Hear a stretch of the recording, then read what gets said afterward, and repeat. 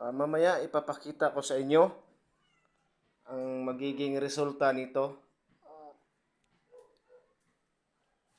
Kasi idadaan mo na ito sa pagluluto.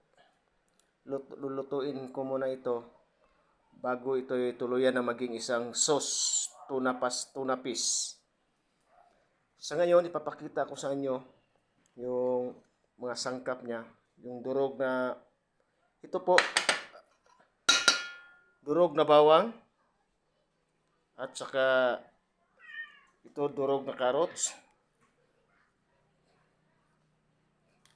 Ihalo to para sa, pero hindi to ubusin lahat. Hahatiin ko to. Yung hati, sauce, yung kalahati niya, ipalaman ko sa pagkain.